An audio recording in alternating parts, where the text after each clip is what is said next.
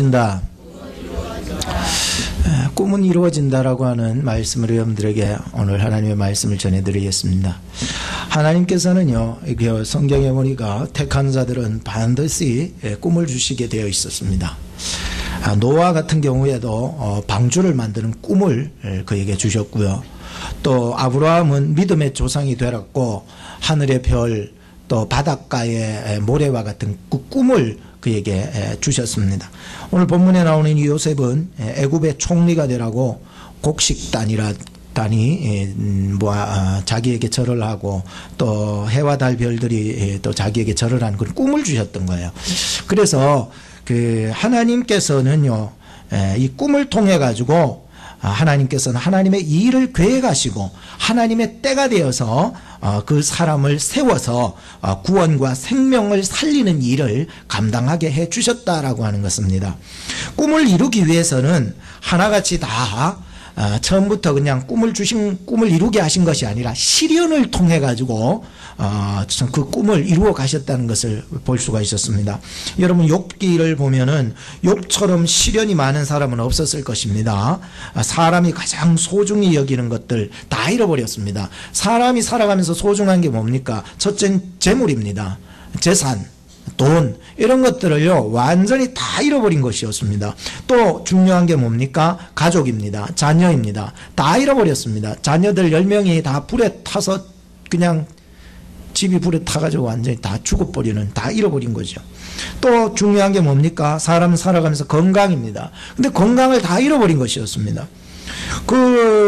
이렇게 중요한 모든 것들이요, 인생 속에서 우리에게도 시련과 환난의 순간이 다가올 수 있다는 생각을 해보았습니다.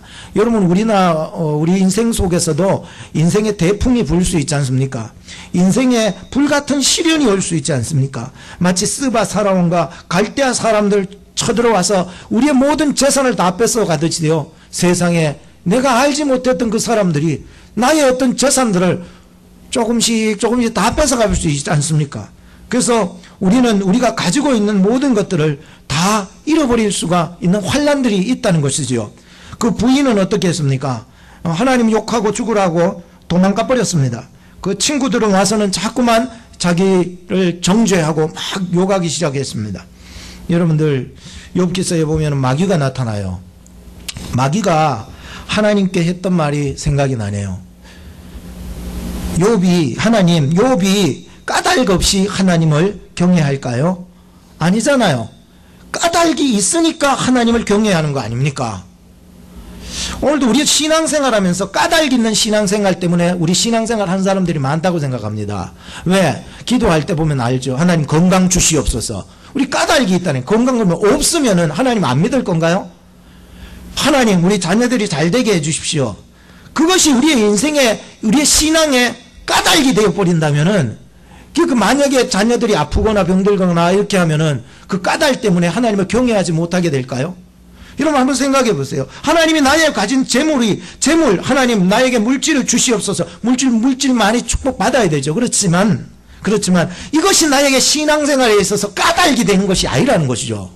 그래서 마귀가 얘기한 거예요. 하나님, 까닭 없이 그 욥이 하나님을 경외한 줄 아십니까? 아닙니다. 그렇다면은 하나님께서 말씀하시면 그의 생명만 빼고는 모든 것을 너의 손에 맡길 테니까 네 마음대로 해봐라.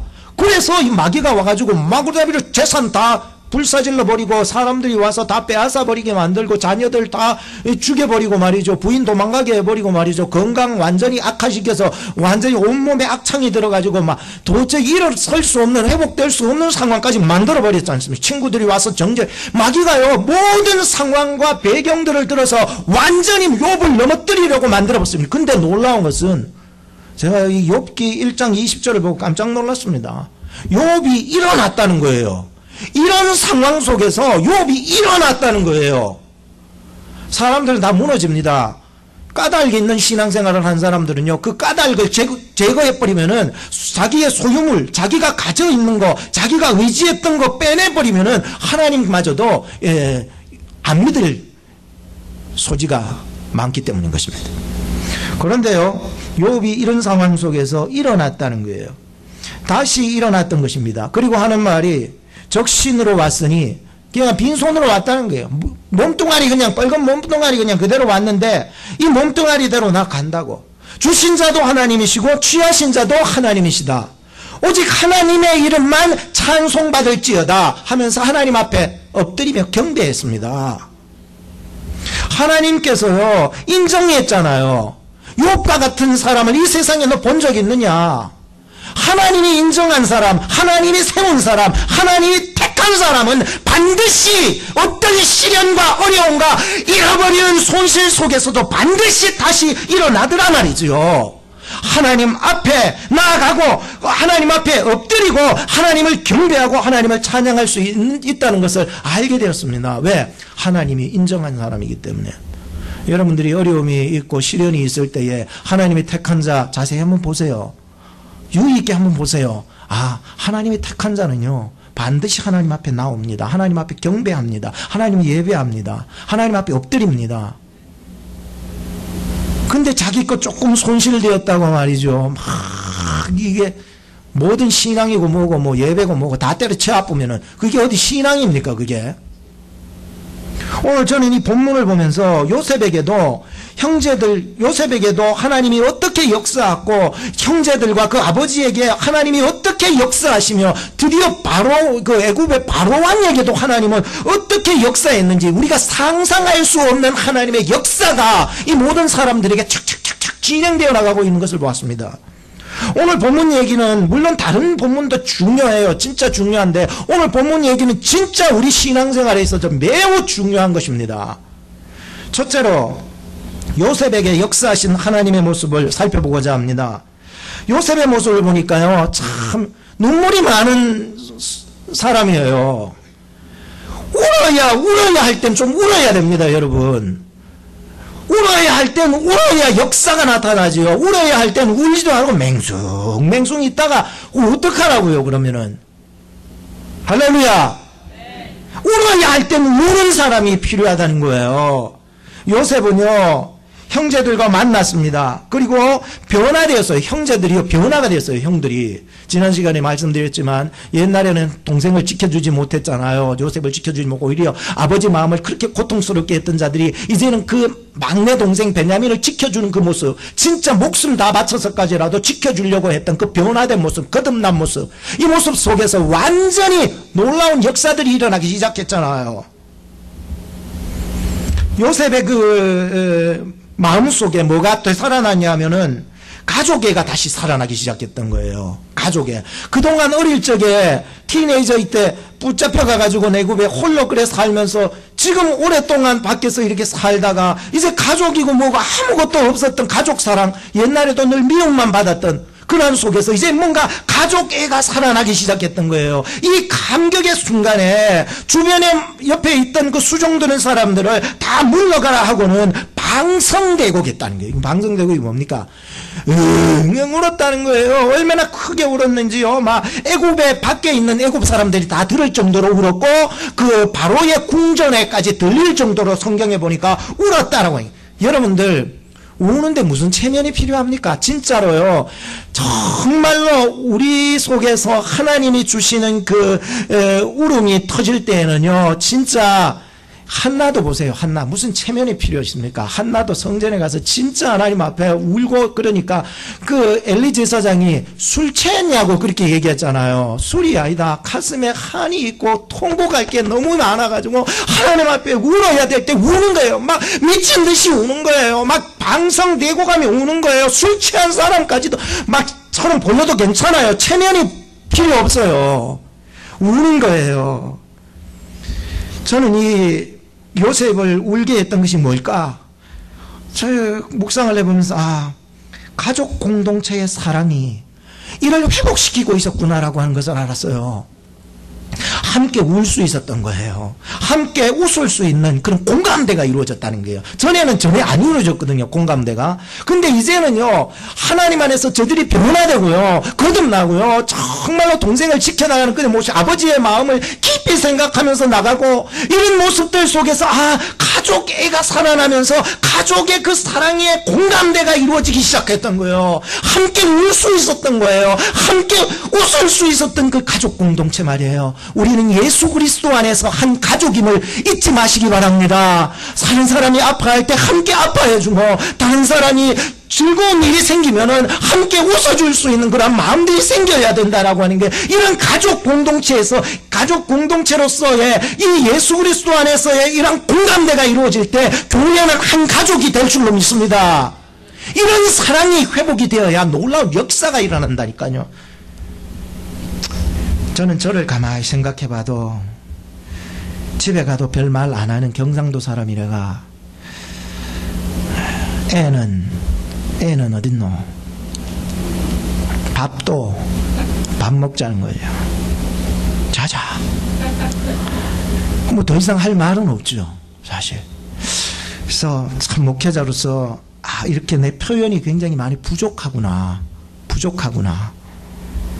교회 안에서도 또 가정 안에서도 나의 사회생활 이런 속에서도요, 이 바쁨이라고 하는 이 핑계 때문에 정말로 내가 함께 웃어주지 못하고 함께 울어주지 못하는, 과연 내가 무엇 때문에 그렇게 바쁨이라는 그런 것이 내 속에 자리 잡고 있었을까? 이 박혀있는 돌처럼 무시, 나는 잘났고 남은 못났다라고 하는 이 무시하는 마음들이 박혀있는 거죠, 사람들 마음속에는.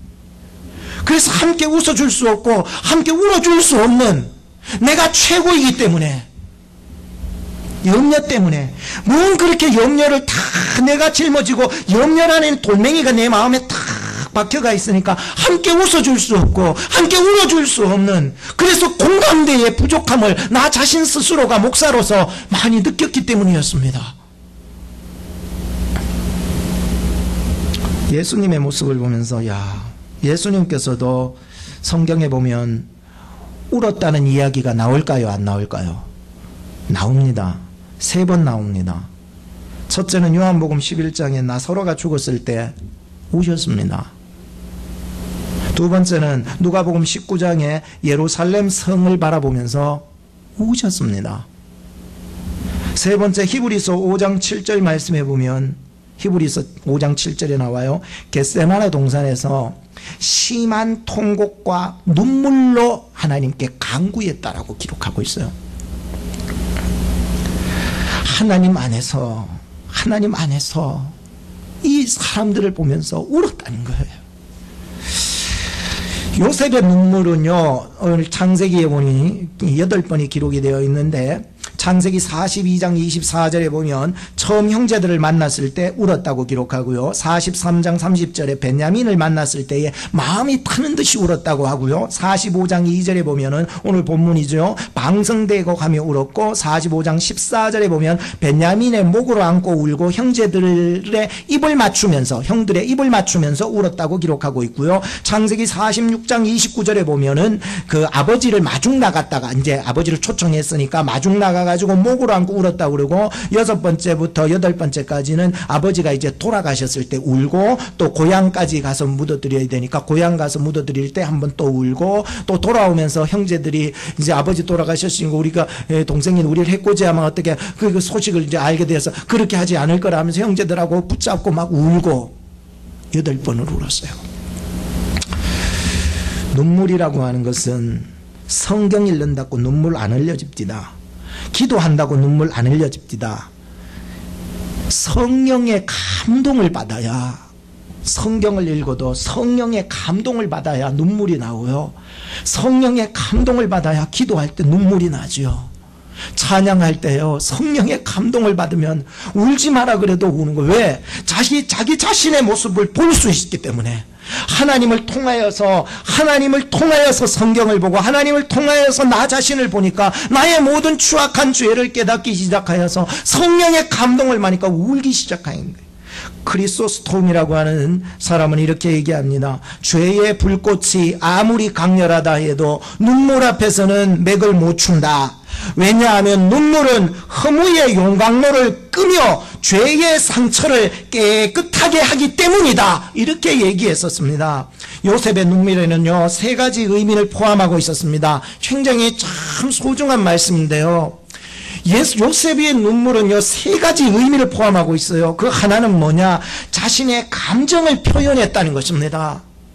여러분들, 자기의 감정을요, 참다 보면 뭐가 터지는 줄 아세요? 화병이 들어가 속이 터져요. 속이 터진다니까요. 그래서 하나님이요, 우리에게 뭘 주셨냐면은 샘물을 하나 주셨는데, 뭐예요? 눈물 샘물을 주셨던 거예요. 이거를 통해서 화병 내지 말고 주님 앞에 나와서 이걸 토해내서 울으라는 거예요. 이것은요, 그냥 내 기분 나빠가지고 우는 그런 얘기가 아니고 성령으로 우는 거예요. 그러니까 나의 모든 것이 참고 참아서 안 된다면 이 눈물샘을 주셨으니 주님 앞에 나와서 울면서 나의 감정을 표현할 수 있어야 되는 거예요. 성경의 인물들을 보세요. 질병이 들고 어려움이 생기고 고통당할 때 하나같이 다 눈물샘을 터뜨려 주신 하나님을 보게 되었었습니다. 두 번째는요, 이 요셉의 또 하나의 이 눈물의 의미는 자신의 정체를 분명히 표현했다는 것입니다. 참 쉬운 일 아니거든요. 자신의 정체를 표현하게 되면요, 놀라운 일들이 일어나요. 만약에 자기 형들이요, 이 자기의 정체를 보면 나중에 이 죄책감 때문에 어떻게 살아가요? 동생을 그렇게 미워하고 죽이려고 그러고 나중에 인신매를 팔아버렸던 그 모든 성령 안에서 이루어지는 일이었다는 거예요. 3절에 보니까 나는 요셉이라, 4절에 보니까 나는 당신들이 아우 요셉이라, 당신들이 애굽에 판 이 요셉이다, 요셉이다 보라고 나의 어떤 정체성을 확실하게 드러냈다라고 하는 것입니다. 세 번째는 무엇입니까? 자신을 여기까지 인도하신 분이 하나님이시라는 표현을 해버렸습니다. 이거는요, 굉장히 신앙 없으면 절대로 있을 수 없는 일이에요. 신앙 없는 감정 표현, 그것도 말이 안 되고요. 신앙 없는 정체성의 표현, 이것도 의미가 없어요.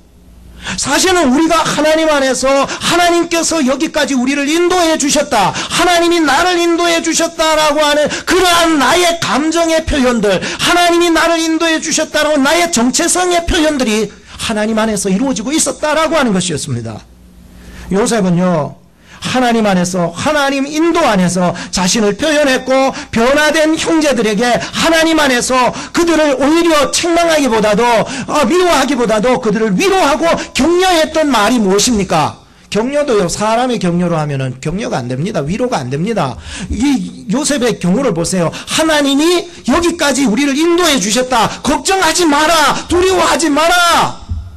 하나님의 그 인도하심을 붙잡고 하나님 안에서 하나님의 능력으로, 저는 이런 마음이요, 과연 이 어린 요셉이 그 형들, 나이 많은 형들 앞에서 어떻게 이런 마음이 들 수 있었을까? 사람들은 어쩔 땐 외로움 속에서 하나님을 만난다고 생각을 해요. 환난 속에서요, 고통 속에서 하나님을 만날 수 있었던 거예요. 이 하나님을 만나고 나니까는 이제는 자기가 만난 이 하나님을 이 형제들에게도 자신있게 표현해 나가는 것을 보게 됩니다. 눈물이라고 하는 것은 나를 회복시킬 뿐만 아니라 공동체를 회복시키고 치유하는 능력이 있습니다. 그래서 건강한 나 자신을 만들 뿐만 아니라 건강한 다른 사람, 건강한 공동체, 건강한 가정을 만들 수 있는 힘이 될 줄로 믿습니다. 우리 옆에 사람한테 인사합시다. 눈물을 흘리면서 합시다. 시작. 눈물을 흘리면서 사는 게, 요셉은요, 눈물이 많은 소년이었어요. 두 번째는 제 형제들과 또 아버지 야곱 그리고 애굽 왕에게 역사하신 그 하나님을 보게 되었습니다. 형제들과 이제 요셉이 만나서 이제 요셉이 방성되고 가고 자신의 정체를 밝혔을 때에 엄청 충격을 했고 놀랐던 것을 봅니다. 3절에 보세요. 놀라서 뭘 하지 못하는지라? 능히 대답하지 못하는지라. 능히 대답하지 못하는지라. 오늘 우리말로 보면 어안이 벙벙하다는 말이죠. 어안이 벙벙. 어안이 벙벙이라는 사전적 의미를 보면은 어이없어서 말을 못하고 있는 혀안, 어안이 벙벙이라는 뜻이라고. 여러분들, 제가 한 번은 마늘을 굉장히 좋아해요. 저는 의성 사람이라 의성 마늘, 육종 마늘, 마늘의 맛을 잘 알아요. 그래서 마늘이 맛이, 고기 같은 거 먹을 때 마늘하고 같이 먹어줘야 되니. 이 마늘은요 참 좋은 음식이에요. 우리 위를 보호하고요. 또 우리로 하여금 항암 효과도 이렇게 많이 주는 좋은 것이 마늘인데요. 한 번은 어떤 마늘을, 저는 보통 마늘 크게 먹어요. 생짜고 이렇게 큰 게 먹었는데, 아이고 이놈의 마늘이 얼마나 독하든지 혀를 마비시킬 정도로 막 얼얼해져 버리는 거예요. 그러니까 여보 더 먹어 이랬는데, 말 시키지 마라, 입이 아프다, 이 정도로 얼얼한 마늘이 있더라고요. 마치요 이 요셉이 지금 자기 자신의 정체를 밝혔을 때에 이 형들의 그 모습은요 어안이 벙벙, 입안에 혀가 그냥 말할 수 없어서 도저히 이런 상황을 어떻게 말로는 표현해낼 수 없는, 입안이 그냥 굳어버릴 정도로 그냥 어안이 벙벙해져 버렸다는 거예요. 어떻게 이런 상황을 어떻게 말로서 표현할 수 있겠습니까? 요셉이 총리가 됐대요. 요셉이요 자기들이 죽여버리려고 했던, 미워서 그냥 나중에는 인신매매반에 은이 있으면 팔아버렸던 그 요셉이 총리가 되었다는 거예요. 이게 말이 됩니까? 지금 이게 도대체 이게요 말이 안 되는 거예요. 아니 총리가 되다니, 우리가 이 요셉을 죽여버리려고 나중에 팔아버렸는데 이 죄책감과 이런 모든 것들이 자기를 둘러 덮치니까 어떻게 해야 됩니까? 이게 도대체 뭐 말이 안 되니까는 이게 어떻게 해야 될지 몰라요. 이 어안이 벙벙해지는 거예요. 이때 요셉이 했던 일이 뭔 줄 아십니까? 형들을 위로하기 시작했다는 거예요. 위로. 4절에 보니까 내게로 가까이 오소서. 나는 당신들의 아우 요셉이니 당신들이 애굽에서 판 자라. 요셉은 이 형들이 가지고 있는 그 두려움, 놀림, 그런 죄책감에 대한 것을 알고 있었습니다. 그래서 하나님 안에서 이 문제를 하나씩 풀어가고 있었던 거지요. 5절에 보니까 당신들이 팔았다고 근심하지 마세요. 당신들이 나를 팔았다고 한탄도 하지 마세요. 하나님이 생명 구원하시려고 나를 당신들 앞에 먼저 보냈다는 것입니다. 이야, 진짜 6절에 보니까는 이 땅에 2년 흉년이 들었으나 아직 5년은 기경도 못하고 추수도 못하는 이 5년이 남았어요. 7절에 보면 하나님께서 큰 구원으로 당신들 생명 구하고 후손들을 이 세상에 두시려고 나를 당신들 앞에 보내셨어요. 9절 8절에 보면 그런즉 나를 이리로 보낸 자는 당신들이 아니래요. 이거 보세요. 나를 이리로 보낸 자는, 당신들이 나를 옛날에 팔았다 그래가지고 두려움에 눌려 있었는데, 나를 이리로 보낸 자는 당신들이 아니요 누구라는 거예요? 하나님이셨다는 거예요. 하나님께서 나를 애굽의 총리 대신으로 만들어 주셨다는 것입니다.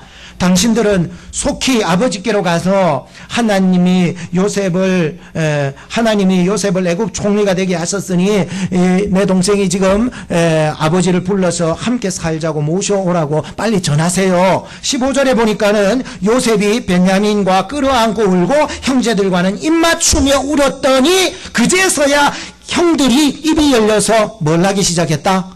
어안이 벙벙한 이 혀가 풀리기 시작했던 거예요.